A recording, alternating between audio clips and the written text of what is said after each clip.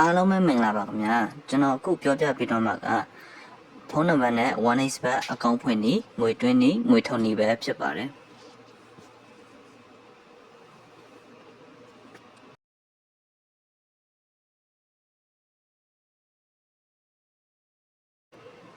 အကောင့်ဖွင့်ဖို့ registration ကိုနှိပ်ပေးပါ by phone ကိုရွေးပေးပါ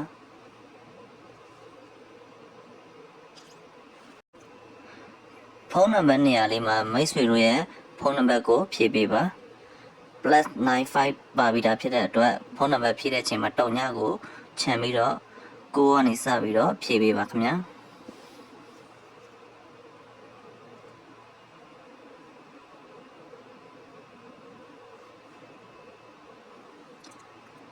promo code ဆိုတဲ့နေရာလေးမှာ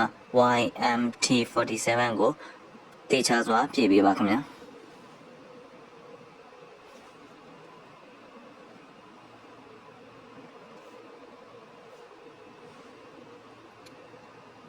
လေးတောင်းကွက်လေးနှိပ်ပေးပါအားလုံးပြီးတော့ register ကိုနှိပ်ပေးပါ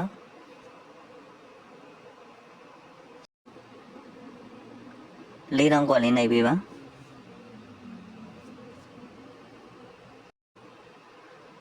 ဒီနေရာမှာရွေးခိုင်းတာကိုမှန်အောင်ရွေးပေးလိုက်ရင်ရပါပြီခင်ဗျာ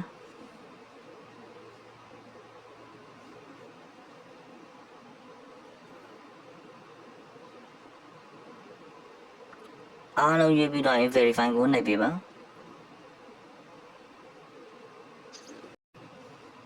စံကုတ်ဆိုတာလေးကိုနှိပ်ပေးပါ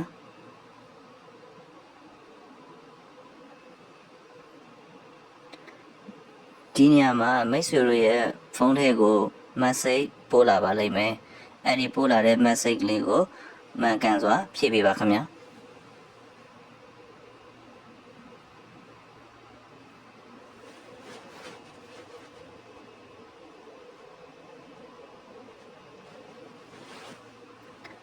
စင်ကုတ်လေးကိုဖြည့်ပြီးသွားရင်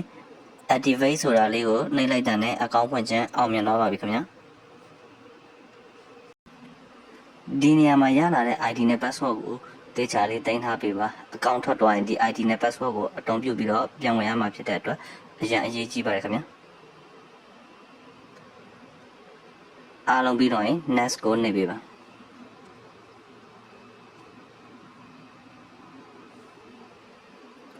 ငွေတွင်းဖို့အတွက် menu ကိုနှိပ်ပါ setting လေးကိုနှိပ်ပါတော့ app account ကိုနှိပ်ပါ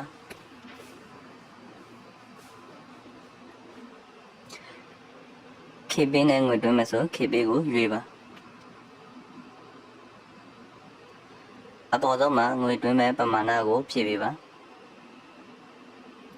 တင်ဤ KB ဖုန်းနံပါတ်ဆိုတဲ့နေရာမှာမိတ်ဆွေတို့ရဲ့ KB ဖုန်းနံပါတ်ကိုမှန်ကန်စွာဖြည့်ပေးပါ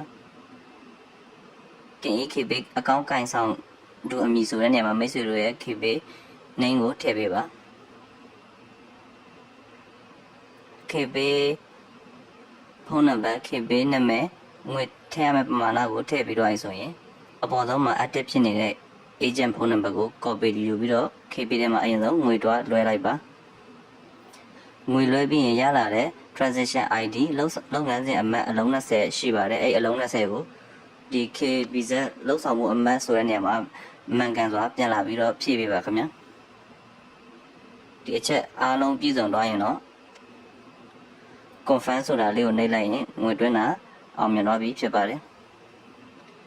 တတိထားမှာဒီအပေါ်မှာ active ဖြစ်နေတဲ့ agent ကအချိန်နဲ့မျှပြောင်းလဲနိုင်တဲ့အတွက်ဒီမှာ active ဖြစ်နေတဲ့ agent ကိုငွေလွှဲပေးဖို့အရေးကြီးပါတယ်ခင်ဗျာမိတ်ဆွေတို့အနေနဲ့ငွေတွင်းပြီးတော့15မိနစ်20အတွင်းငွေမဝင်မှုဆိုရင်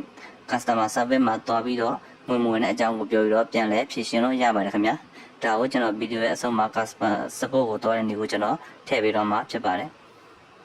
ဝိနဲ့ငွေတွင်းတွေကိုကြည့်အောင်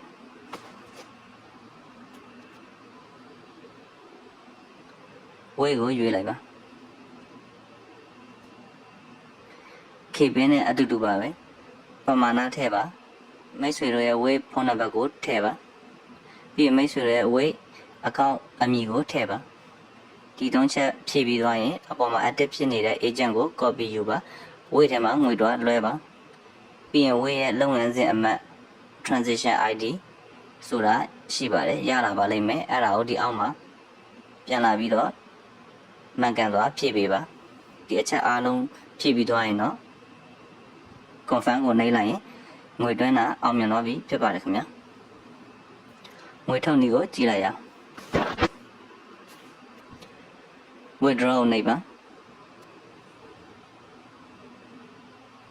KB နဲ့ငွေထုတ်မယ်ဆိုရင် KB ကိုရွေးပါ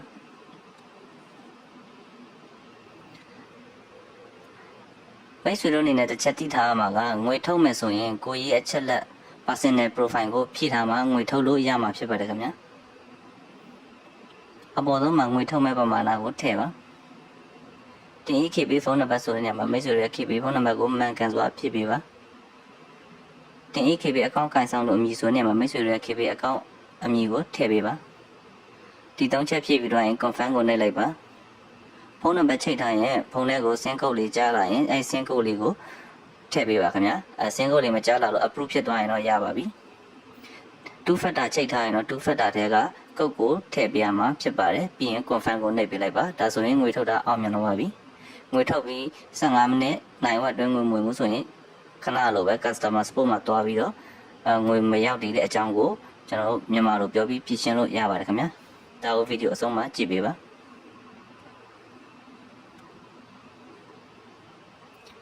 ဝေးနဲ့ငွေထုတ်မယ်ဆိုရင်ဝေးကိုရွေးပေးပါဝေးလည်းအတူတူပါပဲအပေါ်မှာငွေထုတ်မဲ့ပမာဏကိုထည့်ပါဝေးဖုန်းနံပါတ်ကိုထည့်ပါဝေးအမည်ကိုထည့်ပေးပါဒီတောင်းချောထည့်ပြီးတော့ရင် confirm ကိုနှိပ်လိုက်ပါ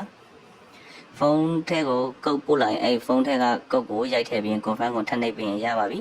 မပို့ဘူး approve တန်းဖြစ်သွားရင်တော့ဒါဆိုလည်းရပါပြီခင်ဗျာ2 factor ချိန်ထားရင်တော့ခဏလိုပဲ2 factor ကုတ်လေးကိုထည့်ပြီးတော့ confirm ကိုထပ်နှိပ်လိုက်ငွေထုတ်တာအောင်မြင်သွားပြီဖြစ်ပါတယ်ကျွန်တော်တို့ customer support တွားနည်းကိုကြည့်လိုက်အောင်မင်းကိုနှိပ်ပါအားရကိုနှိပ်ပါ customer support ကိုရွေးပါချက်ကိုရွေးပါမြန်မာ please ဆိုပြီးအရင်ဆုံးပို့ပေးပါ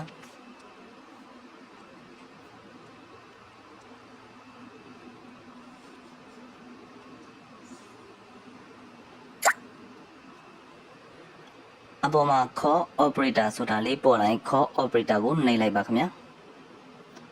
call operator ကိုနှိပ်ပြီးတော့ရင်မြန်မာ please ဆိုပြီးတော့ထပ်ပို့ပေးပါဒါဆိုရင်မြန်မာ customer support ကလာပြီးတော့အချိန်တိုတဲမှာစာပြန်ပါလိမ့်မယ်မပြန်ရင်မြန်မာ please လို့ထပ်ပို့ပါအဲ့ဒါဆိုရင်စာပြန်လာပြီဆိုရင်မိတ်ဆွေတို့ငွေတွင်းတာငွေမရောက်ရင်ငွေမြောက်သေးတဲ့အကြောင်းငွေထုတ်တာမရရင်မရသေးတဲ့အကြောင်းဒါမှမဟုတ်အခြေခံလောင်းနည်းကိုတီးချင်တဲ့အကြောင်းအစရှိသဖြင့်ပေါ့နော်အဲ့ဒါကိုမြန်မာလို့ဖြည့်ရှင်းလို့ရပါတယ်ခင်ဗျာ